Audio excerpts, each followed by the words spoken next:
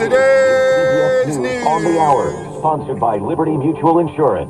I'm Steve Kathan. Punishing storms blitz California. It's happening again, and forecasters say any relief could be several days away. CBS's Steve Futterman. The rain is coming down so hard right now here in Ventura County, just north of LA, that as I'm driving right now, I can barely see. This is the big concern. There are hillsides that have too much water already, and more rain like this is very likely to lead to mudslides. For the situation in Northern California, here's KCBS's Matt Bigler. Winds gusting up to 70 miles per hour overnight tore the roof off this two-story apartment building. It's now in a crumpled mess on the street. Residents were evacuated, and some neighbors like Maribel Perez are concerned that their homes could be next. It's worrisome because you don't know if it's going to happen to you. No injuries were reported here, but so far at least 14 people have died statewide during this series of storms.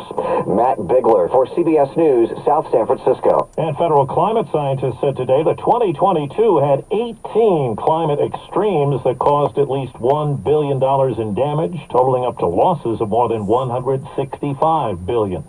Republicans raising some concerns over the revelation that a small number of documents marked classified were found in an office President Biden sometimes used before he was elected. James Comer of Kentucky calls Mr. Biden's criticism of former President Trump, who had documents seized from Mar-a-Lago by the FBI. President Biden chimed in and said, I think, quote, how irresponsible it was for Donald Trump to do something like that, and questioned how a mistake like that could be made. Well, Biden made the same mistake, apparently. The documents were found 2 months ago, reported to the National Archives and the Justice Department's investigating.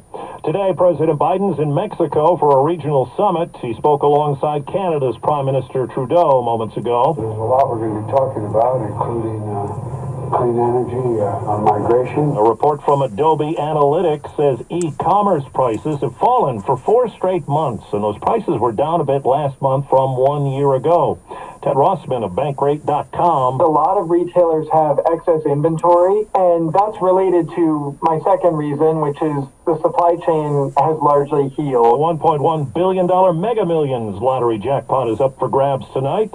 Ticket buyers in California. My wife told me to come back with the winning numbers, so what can I do? Got our winning tickets. We're ready to go. Wall Street, right now the Dow is down 11 points. The NASDAQ is down 1 point.